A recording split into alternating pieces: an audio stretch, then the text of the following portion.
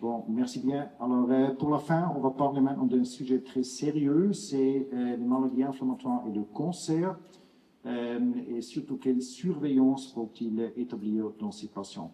Je vais commencer avec une petite introduction vraiment focalisée sur les données suisses, ce qui sert aussi pour mettre un peu les choses en relation. Après, je vais parler de quels programmes de surveillance sont vraiment bien établis. Et bien sûr finir avec des conclusions. Tout d'abord, c'est quoi exactement une néoplasie? Alors, quand on parle de tumeur, c'est quoi exactement? Et quel type de tumeur existe? Alors, commençons avec ça. Alors, notre corps est composé de différentes cellules. Et ces cellules se multiplient parce que leur survie est limitée et parfois la multiplication de ces cellules n'est pas vraiment bien faite, c'est-à-dire ça sort en dehors du contrôle. Et quand ça sort en dehors du contrôle, ça peut former une masse qu'on appelle néoplasie ou tumeur. Et il y a deux catégories, il y a les tumeurs bénignes, avec une croissance bien limitée. Il y a les tumeurs malignes, c'est-à-dire qui ont la possibilité d'attaquer également les vaisseaux sanguins, les vaisseaux lymphatiques et ainsi faire des métastases. J'aimerais vous donner un petit exemple. Ça, c'est ici une boule de graisse au bras. Ce que vous voyez là, c'est un lipome. Ça, c'est un exemple pour une tumeur bénigne parce que ça reste complètement localisé et là, vous arrivez bien à exciser cette petite boule de graisse et le problème est réglé. Un autre exemple, ça c'est une tumeur maligne ici de la peau sur la jambe. Et cette tumeur, ça s'appelle le spinaliome, a le potentiel, si on attend longtemps, de faire l'invasion en profondeur et ainsi provoquer des métastases à distance. Maintenant, j'ai une question pour vous. Quelle est la probabilité d'être confronté à un diagnostic de tumeur jusqu'à la fin de notre vie en Suisse? Est-ce que, alors je vous aide un peu, est-ce que c'est option A, 20%, option B, 50%, option C, 90%? Qui vote pour option A, 20%? OK. Qui vote pour option B, 50%? Et pour option C, 90%? OK, c'est option B, 50%. Alors, malheureusement, nous tous allons mourir à une certaine journée et les programmes qui sont installés pour mourir, c'est soit qu'on est confronté à un cancer ou c'est des complications vasculaires ou après encore la démence. Ça, c'est oui, malheureusement, les programmes de fin de vie. Maintenant, je vous ai sorti quelques chiffres en Suisse pour mettre les choses un peu en relation. Alors, par année, on fait un diagnostic de cancer dans environ 50 000 habitants en Suisse. Jusqu'à l'âge de 70 ans, on est confronté à environ 25% de probabilité d'être diagnostiqué avec un cancer. Et j'ai dit jusqu'à fin de la vie, ça fait autour de 84 années, c'est autour de 50%. Disons les différents traitements, on a vraiment fait, les oncologues ont vraiment fait un progrès extraordinaire et maintenant on peut guérir tout confondu environ la moitié de tous les cancers. Alors c'est-à-dire, même si on est confronté à un diagnostic de cancer, ça ne va pas forcément dire qu'on va mourir de ce cancer. Et maintenant, vous allez certainement vous poser la question, quels sont les cancers les plus fréquents chez les hommes et quels sont les cancers les plus fréquents chez les femmes, parce que ça c'est important aussi pour pouvoir mettre en relation de tout ce qu'on va parler dans la population avec maladies inflammatoires. Vous voyez ici le risque d'être diagnostiqué avec un cancer à l'âge de 70 ans autour de 30%, mais ça ne va pas forcément dire qu'on va mourir de ce cancer. Commençons avec les hommes. Ici, le cancer le plus fréquent chez les hommes jusqu'à fin de la vie, c'est le cancer de la prostate qui va toucher presque 12% de la population en Suisse. Mais vous voyez ici, ça ne va pas forcément dire qu'on va mourir du cancer de la prostate parce que 5 ans après le diagnostic, il y a toujours 97% des hommes qui sont en vie avec le cancer de la prostate. Le deuxième cancer le plus fréquent chez les hommes, ça c'est le cancer des poumons. Et jusqu'à la fin de leur vie, c'est environ 4,3% qui seront confrontés au cancer des poumons. Et là, vous voyez, c'est nettement moins bon au niveau taux de survie, parce que la survie 5 ans après le diagnostic de cancer, c'est seulement autour de 30%. Après le cancer, déjà numéro 3, ça c'est malheureusement le cancer colorectal. Et pour les hommes, il y a un risque cumulatif d'être confronté à ce cancer de 3%, mais de nouveau nettement supérieur au niveau de survie quand on le compare au cancer des poumons. Parce que 5 ans après le diagnostic, c'est toujours environ 3/4 de tous les hommes qui seront en vie. Et le 4e cancer, ça je trouvais étonnant, hein, parce qu'on a presque 2% de probabilité d'être confronté à un mélanome. Ça, c'est le cancer de la peau, qui est typiquement noir. En principe, la grande majorité de ce cancer, on devrait être capable de faire la prévention avec crème de protection du soleil ou aussi les vêtements. Mais ça fait quand même 2%. Mais aussi là, il y a des grands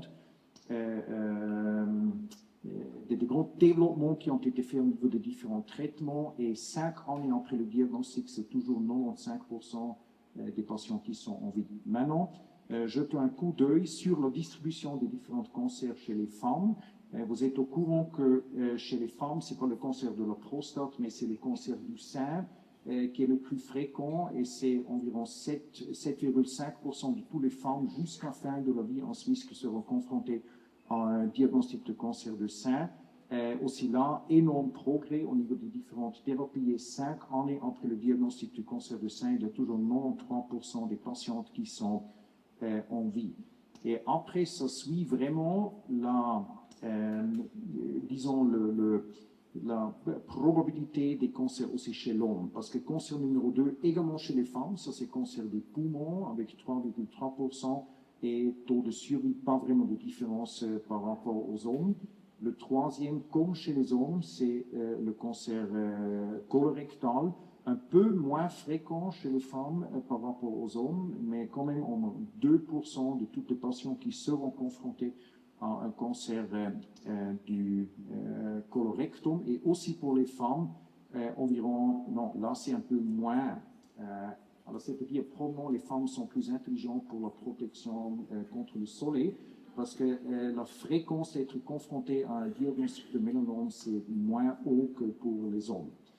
Alors, retenez ça, s'il vous plaît, cancer numéro 1, chez les hommes, prostate, après poumon, après colorectum, et déjà le mélanome. Chez les femmes, cancer du sein, poumon, colorectum et aussi mélanome.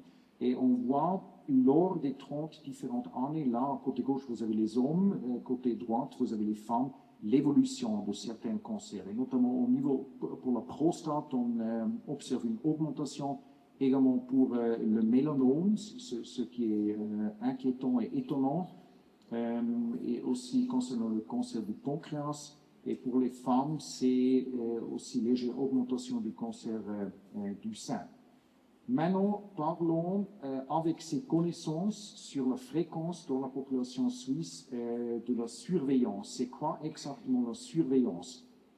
Il y a 2 termes qu'il faut connaître. Le premier, ça c'est le dépistage. Le dépistage, le but c'est de détecter une maladie inconnue dont les personnes sont symptômes. Et la surveillance, ça veut dire que vous allez suivre une maladie déjà connue, ou vous allez surveiller les patients à haut risque. Alors le dépistage, vous voulez faire un diagnostic très tôt, et pour la surveillance, vous avez une population à risque, où vous voulez limiter le risque dans le futur en faisant l'accompagnement de manière très rapprochée.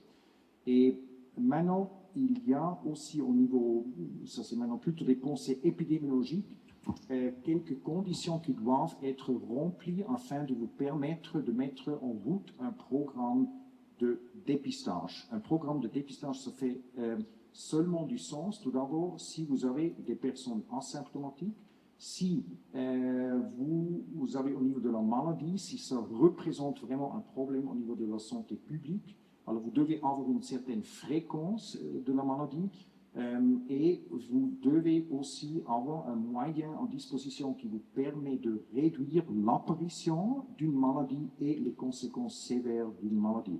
Alors, prenons l'exemple de dépistage du cancer colorectal. Est-ce que vous avez une maladie fréquente dans la population? Oui, parce que ça touche presque 3 sur 100 dans la population. Est-ce que ça représente un grand problème au niveau de la santé suisse? Apparemment, parce que les conséquences sont assez graves. Le problème de ce cancer, c'est qu'il ne fait pas vraiment des symptômes dans les stades précoces, mais la majorité des patients est diagnostiquée dans une stade avancée. Et est-ce que vous avez des outils dans la main pour réduire l'apparition du cancer du grand intestin? Oui, vous l'avez en disposition en faisant la coloscopie et en enlevant les polypes. Alors, c'est une espèce de champignon, les précurseurs, et ainsi vous pourrez réduire autour de 2/3 l'apparition du cancer colorectal. OK. Alors, je pense que ce message est important. Ça ne vaut pas la peine d'établir des programmes de surveillance pour n'importe quel cancer. Prenons par exemple le cancer du pancréas. Ça, c'est quelque chose qui touche environ 1% de la population. Mais il n'y a pas vraiment des outils à disposition aussi pour réduire l'apparition du cancer. Maintenant, quels sont les cancers qui sont plus fréquents dans la population qui est atteinte d'une maladie inflammatoire? C'est le cancer colorectal, et là, on a une apparition du cancer colorectal qui dépasse environ 2 à 4 fois la fréquence chez la population somitique. C'est notamment dans la population avec maladie de Crohn, aussi le cancer de l'intestin grêle, une condition très très difficile, c'est le cancer des voies biliaires, il y a le cancer de la peau et le cancer du lymphome. Probablement certains parmi vous ont vu ce film Hollywood, le Black Panther, et un des acteurs principaux, Chadwick Boseman, est décédé à l'âge de 43 de cancer colorectal, ce qui aux États-Unis, pas seulement aux États-Unis, a vraiment boosté aussi la volonté de la population de se laisser inclure dans les programmes de screening pour la détection précoce du cancer colorectal. Vous êtes au courant que le cancer colorectal, ça se développe à travers des différentes petites stades. Je les appelle comme les champignons, alors dans le sens que ça c'est des petits polypes que vous arrivez à enlever relativement facilement avec une once avant que ça se développe en vrai cancer. Et là, vous voyez aussi le problème qu'on a avec le cancer colorectal, parce que les selles peuvent toujours passer à travers, même si vous avez déjà un cancer. Alors, c'est-à-dire, ça explique pourquoi la majorité des patients n'ont pas vraiment de symptômes. Et les symptômes se manifestent seulement quand le cancer est déjà très, très grand et obstructif. Et ça, c'est le principe ici du programme de dépistage. Vous avez ici un coloscope, vous êtes ici à l'intérieur du grand intestin, et là, vous avez un polype, espèce de champignon, qui représente un précurseur pour le développement du cancer colorectal. Et avec cette once que vous poussez à travers du canal de travail de l'endoscope, vous pouvez facilement retirer ce polype et ainsi diminuer l'apparition du cancer. Moi, je parle toujours d'un programme de beauté interne, parce qu'on investit tellement d'énergie dans la beauté externe, et je pense qu'il faut aussi adopter ce principe de beauté interne qu'il faut également soigner. Et les intervalles pour faire ces coloscopies de dépistage, ça dépend de la durée de la maladie. Typiquement, on dit, dans les patients sans prédisposition génétique pour les cancers colorectals, on commence à partir de environ 8 ans de durée de maladie. Une grande exception, c'est si la maladie inflammatoire est combinée avec la maladie du foie, notamment la maladie des voies biliaires, la cholangite primaire sclérosante. Là, il faut commencer immédiatement parce que là, le risque est vraiment très haut. Mais c'est votre médecin qui va choisir l'intervalle adapté pour vous. Après le cancer du grand intestin, il y a aussi le cancer de l'intestin grêle. Alors, toujours là où on est confronté à une inflammation chronique, on peut, cette multiplication des différentes cellules peut échapper du contrôle par le système immunitaire, et ça explique pourquoi, dans les patients avec atteinte de l'intestin grêle, ont également un risque élevé pour le cancer de l'intestin grêle.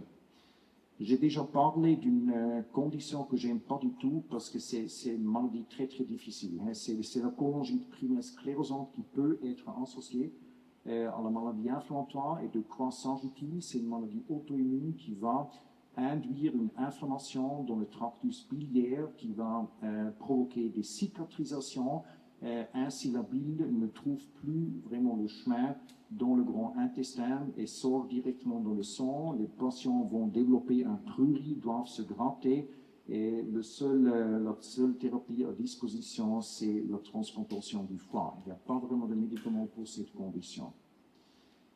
Et le quatrième type de cancer, ça c'est les cancers de la peau. Alors, dans les patients avec maladies inflammatoires, il y a une augmentation de risque pour les cancers classiques de la peau, ce qu'on appelle ici le spinaliome, ça s'appelle le baséliome, et ça c'est le mélanome. Et maintenant, les recommandations pour les patients avec des maladies inflammatoires, c'est vraiment d'appliquer des mesures de protection contre la radiation du soleil, c'est-à-dire se mettre la crème, porter des vêtements adaptés, mais surtout pas s'exposer à plein soleil et surtout aussi faire une évaluation de la peau par un dermatologue, une fois par année. Et le dernier cancer de lequel je voulais parler, ça s'appelle le lymphome. Le lymphome, c'est quoi exactement? Il y a des cellules inflammatoires qui s'appellent les lymphocytes qui vivent dans ces ganglions lymphatiques qui peuvent également se multiplier de manière non contrôlée. Le risque jusqu'à la fin de la vie d'être confronté au développement de lymphome, c'est autour de 2%. Maintenant, les programmes de surveillance, vous avez appris selon les différents critères qu'on a établis. On a un programme de surveillance pour le cancer colorectal. On n'a pas vraiment de programme de surveillance pour l'intestin grêle, le cancer de l'intestin grêle. Il n'y a pas vraiment, alors avec évidence solide, de programme de surveillance pour la maladie des voies biliaires. Alors, étant donné que c'est une condition très disons, difficile à traiter. Ce qu'on peut faire, c'est une imagerie répétitivement une fois par année avec une IRM pour la détection précoce du cancer, mais l'évidence, disons, c'est une zone grise et il n'y a pas de programme vraiment de surveillance établi pour le lymphome, mais pour la peau, faites une fois par année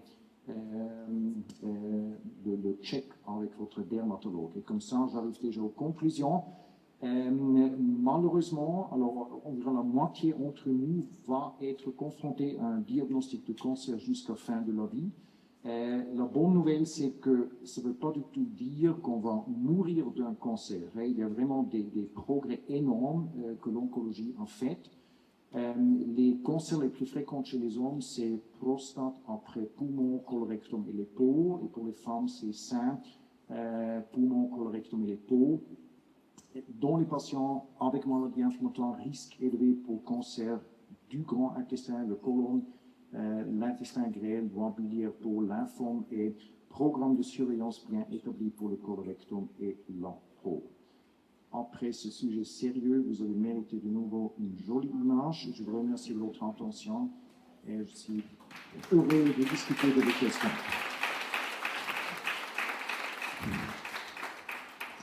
Est-ce que vous avez des questions? Oui. Oui, bonjour, merci pour la présentation. J'ai juste une question, j'ai deux questions. Par rapport à la cholangite primitive, sclérosante primitive, de un, je me demandais si les poussées des Mickey influençaient l'évolution de la maladie. Et de deux, vous avez dit qu'il y a plus de risques, mais est-ce qu'il y a plus de risques de cancer si on souffre des deux maladies? Ou quels sont les impacts en fait par rapport à ça? Merci pour les deux questions. Alors, je commence avec la deuxième question. Alors, en effet, quand on a la combinaison entre la cholangite primaire sclérosante et soit une maladie de Crohn ou rectocolite, le risque augmente drastiquement pour le cancer colorectal, mais aussi pour le cancer des voies biliaires. C'est vraiment une maladie grave surajoutée, on peut dire. Pour répondre à la première question, c'était c'est ça. Oui, quelle est l'évolution maintenant de l'intestin sur les voies biliaires? Longuement, on disait qu'il n'y a aucune influence, mais ça, c'est pas vrai. Depuis environ 5 années, on sait, si on enlève le grand intestin dans les patients qui souffrent d'une rectocolite, l'évolution de la maladie de foie va être plus bénigne. Alors, et ça, c'était montré dans des très, très grandes cohortes de plusieurs milliers de patients. Alors, on peut dire que quand le grand intestin n'est plus là, il n'y a plus cette communication entre le grand intestin et le foie, et la survie du foie est plus longue. Et la condition la plus favorable, c'était avoir enlevé tout le grand intestin et être porteur d'une poche de l'iléon. Et ça, c'était associé à la survie la plus longue du foie. Alors apparemment, il y a une communication du système immunitaire du grand intestin avec le système immunitaire dans les voies biliaires. Alors, je pense que le vieux dogme qu'il n'y a pas de lien entre les deux conditions, ça c'est plus du tout vrai. Pierre, aimerais-tu commenter sur ça? PSC et... Effectivement, ces études ont été vraiment une nouvelle vision et avec une progression. Si on enlève le côlon, mais qu'on construit une poche iléoane à l'interne, on réduit déjà le risque de cancer des voies biliaires, mais on le réduit moins que si on renonce même à cette petite poche et qu'on fait un abouchement direct de l'intestin grêle en supprimant complètement tout le côlon. Donc, on a vraiment une espèce de lien presque quantitatif entre les deux. Mais il est vrai que la plupart de ces patients, quand même, évoluent et doivent être surveillés de manière très précise parce qu'on peut leur offrir une transplantation du foie pour les sortir du risque du cancer des voies biliaires.